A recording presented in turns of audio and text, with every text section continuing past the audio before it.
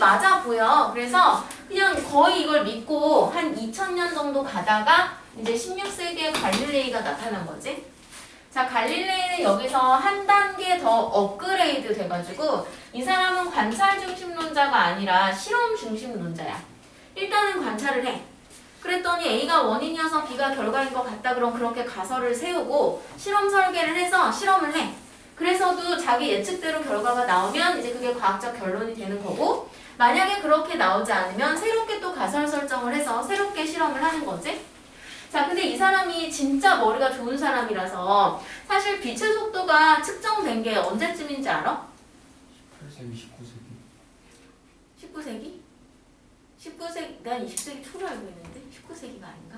하여튼 그 정도야. 근데 갈릴레이가 사실은 빛의 속도를 측정하려고 했었어요.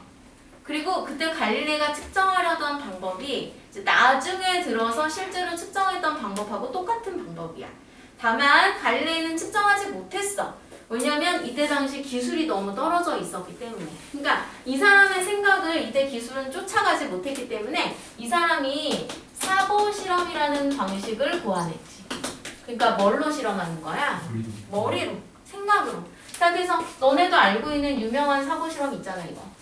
자, 진짜 이런 면이 지금 있다 생각해봐. 내가 여기서 물체를 놨어. 그럼 물체가 내려갔다가 다시 올라오는데 처음 높이까지 오니? 못 오죠. 그래서 내가 면을 막 열심히 깨끗하게 닦아줘. 그러면 조금 얘가 올라와.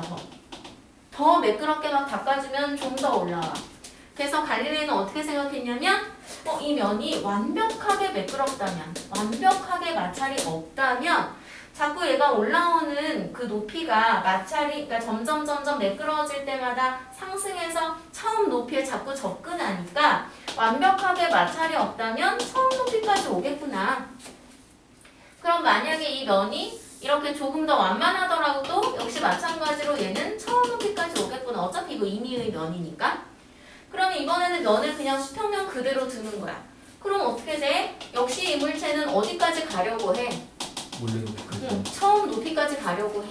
근데 이게 구조상 처음 높이에 도달할 수 있어? 없어요. 도달할 수 없잖아. 하지만 이 물체는 모르는 거야. 그 미래를. 근데 아직 안 도달했으니까, 도달 안 했으니까 계속 가겠지.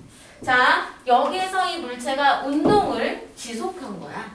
근데 수평면 가는 동안 나 얘한테 힘 줬어? 힘 안 줬거든. 그럼 힘을 안 줘도 운동을 지속했네? 왜? 얘는 처음에 정지해 있었지만 여기서 오른쪽으로 운동을 하게 됐고 이 운동을 유지하려는 고집을 가지고 있기 때문이야. 그게 바로 뭐다? 관성이다 라고 관성을 최초로 정리하는 거지. 됐니? 자, 이때 그럼 한번 운동을 시작하면 힘 없어도 운동을 유지할 수 있다. 그러니까 운동을 유지하기 위한 원인은 힘이다 라고 하는 이걸 정면으로 반박하는 거죠. 그럼 갈릴레이는 힘과 운동의 관계를 어떻게 봤냐? 처음에 정지해 있었는데 여기서 운동을 했어? 운동이 변했지. 왜? 여기서 뭘 받았으니까?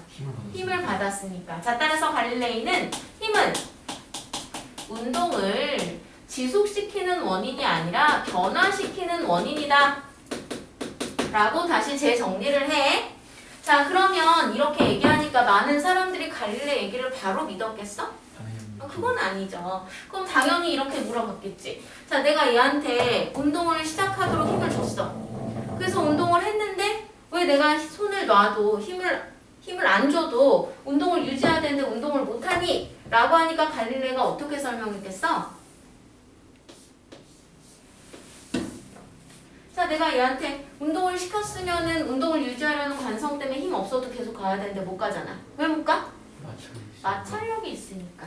자, 얘가 운동을 시작했고 운동을 유지하려는 고집이 있긴 하지만 우리 눈에 보이지 않는 힘을 받고 있다는 얘기야. 면하고 마찰하고 있고 이 마찰한 면이 얘의 운동을 방해하는 뭐?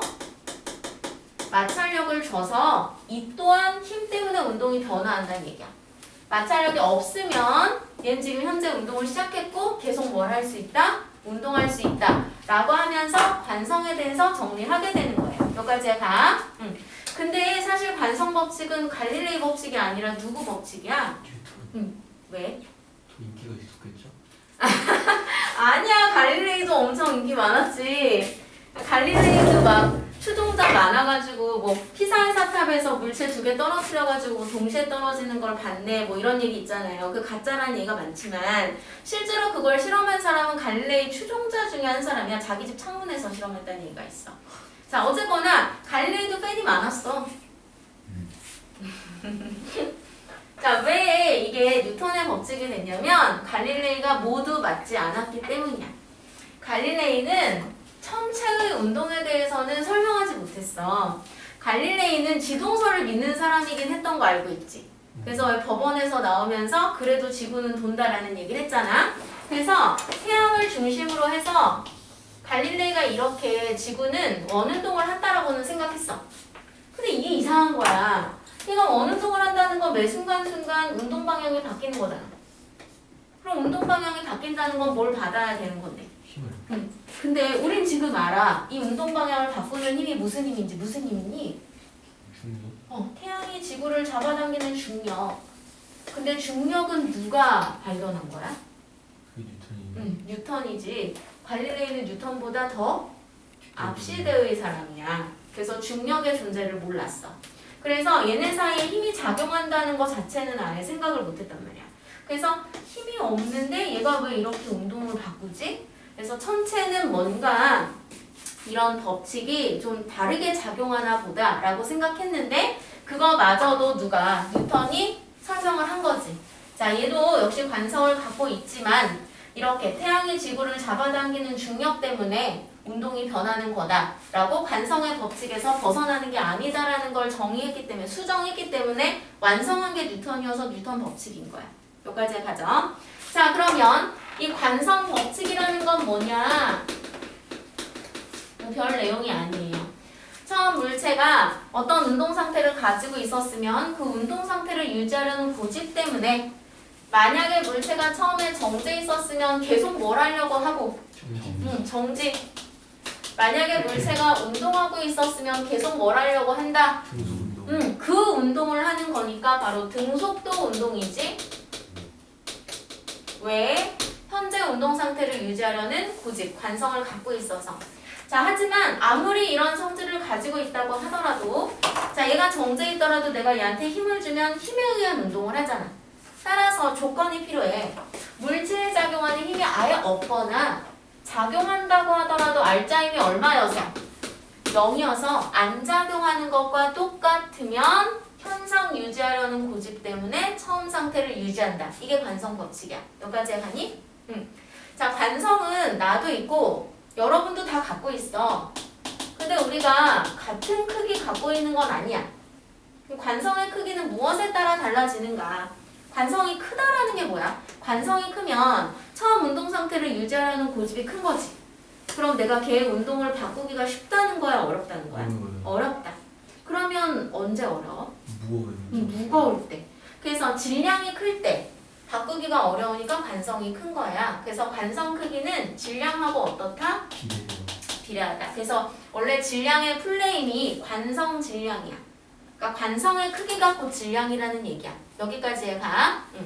자, 우리 교재에 보면은 아래 정지관성, 운동관성 나와 있는데 정지관성은 정지를 유지하려는 관성 때문에 나타난 현상. 그럼 운동관성은 운동을 유지하려는 관성 때문에 나타난 현상이겠죠? 뭐 예를 들어서 뭐 우리도 다 살면서 경험해 본 거. 자, 여기 지금 버스가 있는데 여기 안에 사람이 이렇게 서 있어. 자, 이때 버스와 사람이 모두 정지해 있고 그럼 버스도 사람도 모두 정지를 유지하려는 관성이 있어. 자, 그런데 운전사 아저씨가 엑셀을 밟았어.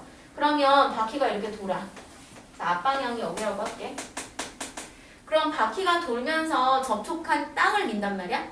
그러면 바퀴가 땅을 밀지? 그럼 땅도 바퀴를 밀어.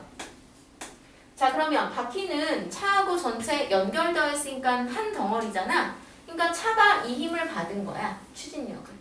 그래서 차는 정지있고 싶지만 힘을 받았으니까 힘에 의한 가속도가 생겨서 앞으로 속도가 생기는 거죠. 하지만 안에 있는 사람이 직접적으로 땅으로부터 힘 받은 거야? 아니지. 그러면 사람은 힘을 받지 않았고 현재 정지있고 계속 정지를 유지하려고 하는데 버스는 앞으로 이렇게 속도를 받아버리니까 우리 사람은 버스에 대해서 어디로 쏠리는 거니? 뒤로 쏠리는 거지. 자, 왜 우리가 뒤로 쏠려? 이 사람이 버스의 속도를 따라잡지 못했기 때문이야. 왜 못 따라잡았어? 현재 정지이고 정지를 유지하려는 뭐 때문에? 성질 때문에. 관성 때문에. 됐니? 자, 이게 정지 관성 때문에. 조금 디테일하게 보면은 우리 사람의 발이 이렇게 버스 바닥에 닿아서 거칠거칠하잖아. 마찰이 작용하니까 발하고 버스 면은 한 덩어리야. 그래서 발하고 버스 면은 앞으로 가. 근데 이 사람의 몸통은 가지를 못하니까 이렇게 되는 거지. 뭔 얘기인지 알겠어요? 그래서 우리가 이렇게 뒤로 기울어지는 걸 느끼는 거지. 여기까지 가니? 자, 이렇게 가다가 이번에는 아저씨가 브레이크를 밟았어. 브레이크를 밟게 되면 지면으로부터 바퀴가 이제 반대 방향으로 마찰력을 받는다고. 그럼 또 차는 직접 힘을 받았으니까 힘의 방향으로 가속도가 생겨가지고 속도가 점점 감소하겠지? 자, 차는 힘을 받았으니까 힘에 의해서 속도가 변해. 하지만 또 안에 있는 사람이 직접 지면으로부터 마찰받은 건 아니잖아요. 그러니까 이 사람은 앞으로 가던 속도가 있었고 계속 그 속도를 유지하니 차는 느려지는데 사람은 원래 속도를 유지하니까 차에 대해서 어디로 쏠리는 거야? 뒤로 앞으로. 응, 앞으로. 자, 이건 이 사람이 운동을 유지하려는 관성 때문에 나타난 현상이지. 여기까지 가니? 이건 운동 관성에 의한 현상이야. 됐어요? 자, 1법칙 넘어갈게.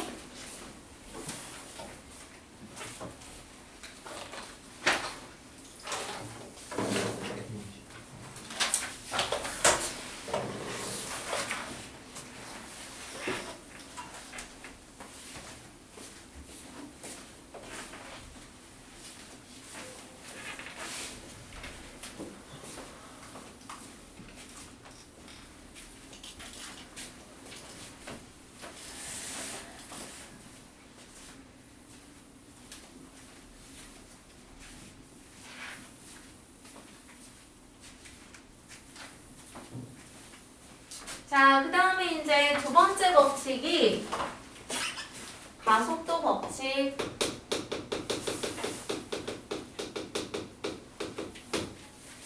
자, 가속도가 힘 때문에 생긴다라는 거는 이미 우리 1단원에서 봤고, 그러면 가속도의 크기에 영향을 미치는 것은 과연 어떤 것이냐? 일단 우리가 살아온 경험으로 봤을 때 힘 때문에 생기는 거니까 힘하고 관계가 있겠지? 근데 힘하고만 관계 있는 거 아니고 같은 힘을 받더라도 어떤 물체한테 힘을 줬는가에 따라서 속도 변화 다르게 나타나잖아? 그러니까 질량하고도 관계가 있겠네. 자, 그래서 그들의 관계를 봤더니 뭐 이런 식이야. 여기 지금 A라는 물체가 있고 B라는 물체가 있고 C라는 물체가 있는데 얘는 1kg, 얘는 1kg, 얘는 2kg. 자, A한테는 1N에 그리고 B한테는 2N 그리고 C한테도 2N의 힘을 줄게. 그러면 처음에 세 물체 모두 정지해 있다고 하더라도 힘을 받으니까 속도가 생기고 근데 거기서 힘을 계속 받으면 속도가 더 생기고 더 생겨서 셋 다 시간에 따라서 속도가 변화하는 운동을 할 거야. 그래서 시간에 따른 속도가 어떻게 변하는지 그래프를 그려보면 A는 어떤 식이냐면 3초 동안 3m/s까지 속도가 변화해. 그런데 B는 뭐 일단 더 빨라질 것 같죠? 3초 동안 6m/s까지 변화해. 그리고 C는 A랑 똑같아. 자, 여기 VT 관계 그래프에서 기울기가 뭐지? 가속도. 자, 가속도가 B는 얼마야? 2. 근데 AC는 지금 얼마야? 1. 자, 그럼 일단 A하고 B를 한번 비교해보자. 질량은 똑같잖아. 그런데 힘을 몇 배 줬어? 2배. 그랬더니 가속도가 몇 배 됐어? 2배. 그럼 힘이 3배 되면 가속도 3배. 자, 이런 관계 무슨 관계? 비례 관계. 그래서 힘 때문에 가속도가 더 생길 것 같긴 한데 그게 뭐 제곱의 비례냐 아니면 뭐 세제곱의 비례냐? 그냥 비례. 자, 그래서 여기서 우리가 알 수 있는 것은 가속도 액셀러레이션은 물체에 작용한 힘과 어떤 관계에 있다? 비례하는 관계에 있다. 맞아요? 자, 그런데 힘에만 영향을 받는 것이 아니라 이번에는 힘은 똑같은데 힘을 받는 물체의 질량을 2배로 늘렸어. 그랬더니 가속도가 자 다시 2에서 1로 몇 분의 몇 배 됐어? 2분의 1배 됐지? 자, 그럼 질량이 3배 되면 몇 분의 몇 배? 3분의 1배. 이런 건 무슨 관계? 반비례. 반비례 관계.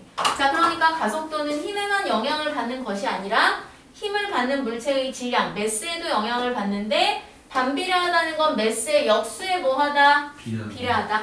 그럼 얘를 한 번에 엮어보면 결국 가속도는 힘에는 비례하고 질량은 반비례하니까 질량분의 힘에 비례한 거네?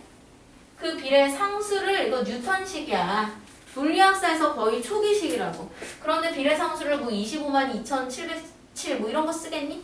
그냥 1 쓰는 거죠. 자, 그래서 가속도는 힘에 비례하고 질량에 반비례한다. 사실 그게 이 공식이야. 공식은 여기다 값을 넣어가지고 뭔가 값을 얻어내는 장치이기도 하지만 스토리를 갖고 있는 거야. 가속도는 힘에는 뭐하고? 비례하고 질량에는 뭐하다? 반비례하다. 자, 근데 얘가 분수꼴이라 보니 우리가 얘를 보통 풀어서 F는 ma라고 하는 거죠. 자, 요 자체가 가속도 법칙이야. 가속도는 힘에 비례하고 질량에 반비례하다. 여기까지 하니? 자, 그런데 질량은 다 알겠지만 방향 개념 없는 스칼라 양이잖아요. 근데 만약에 F가 양이야? 그럼 가속도가 양이겠네? F가 음이야? 가속도가 음이겠네. 그래서 힘의 방향과 가속도의 방향은 어떻다? 같다. 그리고 힘이 일정해? 그럼 가속도도 안 변하겠네? 일정하겠네? 그래서 힘이 일정하면 가속도도 일정한 등가속도 운동을 한다. 맞아요? 자, 그 다음에 만약에 물체한테 내가 힘을 1N 줬어. 1이라는 힘은 얼마냐면 1 곱하기 1이니까 1kg짜리 물체에 가속도를 더도 말고 덜도 말고 딱 1m/s 일으키는 힘이란 얘기야. 자, 여기서 수는 수끼리, 단위는 단위끼리 계산하면 kg/m/s 자, 그럼 뉴턴이라는 단위나 kg/m/s 단위나 어떤 단위다? 같은 단위다. 그럼 당연히 얘보단 얘가 간편하니까 힘 단위로 뉴턴을 사용하죠. 그런데 우리가 뉴턴 단위를 얻기 위해서는 질량꼭 킬로그램 그리고 가속도 m/s 써야 된다는 거야. cm/s 이런 거 말고. 오케이? 자, 그 다음에 그럼 얘로부터 우리가 중력 크기를 구해낼 수 있겠어. 자, 여기 지금 지구가 이렇게 있어요. 자, 지구 표면에서 가까운 곳에서 물체를 내가 그냥 놨어. 그럼 얘가 지구 중심을 향해서 떨어지지? 무슨 힘 때문에? 중력 때문에. 자, 그럼 이 중력이라는 힘은 얼마의 크기였느냐? 질량 스몰 m한테 가속도를 일으키는 힘이잖아. 그럼 F는 ma로부터 질량 스몰 m한테 얘가 일으킨 가속도. 그런데 그 가속도가 얼마냐면 자, 얘 떨어질 때 무슨 가속도로? 중력 가속도로. 그래서 중력은 스몰 m한테 중력 가속도 g를 일으키는 힘이란 얘기지. 그래서 우리가 앞으로 중력은 mg라고 내가 쓸 거야. 자, 이거는 m 곱하기 g죠? 별게 아니야. 중학교 때 이미 배웠어. 중학교 때 1kg짜리 물체가 받는 중력 몇 뉴턴이라고 했어? 너무 과거야? 네. 1kg짜리가 받는 중력 몇 뉴턴? 9.8뉴턴. 그럼 10kg짜리가 받는 중력은? 98뉴턴이라고 했잖아. 그게 사실은 m 곱하기 g 한 거잖아. 맞아요? 이미 배운 거야. 여기까지 가니? 앞으로 F는 중력은 mg라고 표현할게. 자, 그런데 조금 더 구체적으로 보면은 면에 놓여져 있는 물체 얘 분명히 중력을 받고 있잖아. mg. 자, 그런데 중력과 속도로 떨어지진 않잖아. 왜지? 수직항력. 그렇지. 바닥이 있어서. 물체가 자 봐봐. 면에 이렇게 물체가 놓여져 있는데 지구가 얘를 당기면 얘가 이렇게 아래로 힘을 받는 거 아니야? 그럼 얘가 자연스럽게 면을 어떻게 하겠어? 누르지. 그럼 면도 얘를 받쳐주는 힘을 준다고. 이렇게 면이 물체를 받치는 힘을 우리가 뭐라 부르냐면 수직항력. 얘가 영어로 normal force야. 그래서 약자 answer. 이거 단위 뉴턴 아니다. 자, 그런데 얘가 지금 이 두 개의 힘을 받는데 반대 방향이면서 크기가 어때? 같아요. 그래서 물체가 받는 R자임이 얼마야? 0. 그럼 힘이 있어도 R자임이 0이면 가속도가 있니 없니? 없지. 그럼 결국 이 가속도를 일으킨 힘은 하나의 힘이 아니라 물체가 결과적으로 받는 힘이어야 돼. 그러니까 R자임이어야 되는 거죠. 맞아요. 자, 물체가 결과적으로 받는 힘이 가속도 일으키는 거야. 여기까지 가. 이게 바로 가속도 법칙. 사실 이 가속도 법칙도 갈릴레이가 시작하고 뉴턴이 완성했어. 갈릴레이가 여기까지는 구했어. 근데 질량과의 관계까지 얻어내지 않았어. 그래서 뉴턴 법칙이 된 거야. 자, 그런데 세 번째 법칙, 바로 작용 반작용의 법칙은 얘는 순수 뉴턴의 법칙이야. 시작하고 완성했어. 자, 뉴턴은 뭐가 궁금했냐면 그럼 힘은 어디서 오는가?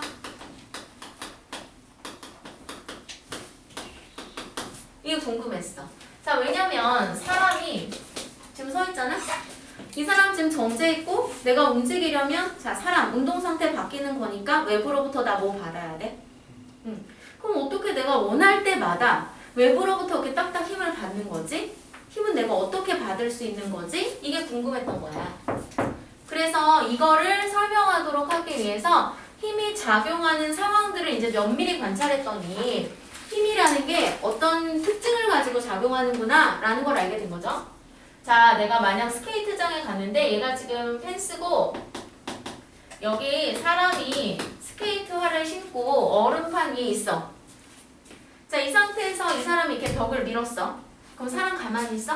잘 튕겨져 나와요. 튕겨져 나오잖아? 자, 사람이 벽을 밀었다는 건 벽한테 뭘 준 거지? 힘. 자, 그랬더니 사람이 뒤로 밀렸네. 그럼 사람 정지해 있다가 갑자기 속도 생겼으니까 사람도 뭘 받은 거야? 힘을. 어디로? 반대로.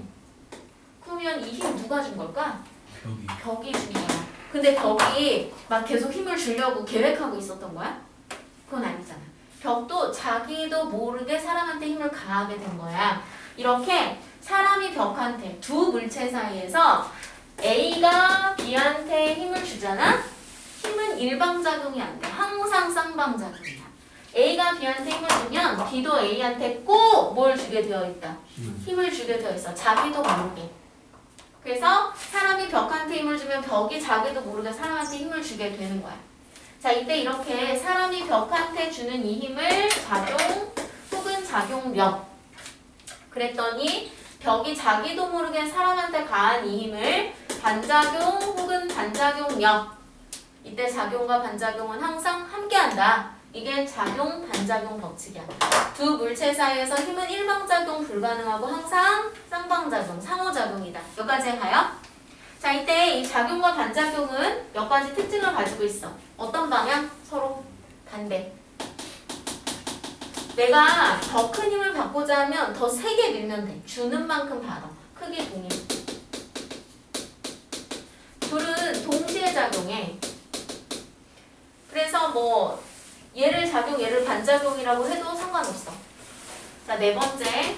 그럼 같은 크기 반대 방향이니까 더하면 얼마야? 0. 근데 사실 엄밀히는 합을 구할 수가 없어. 자, 왜 그러냐?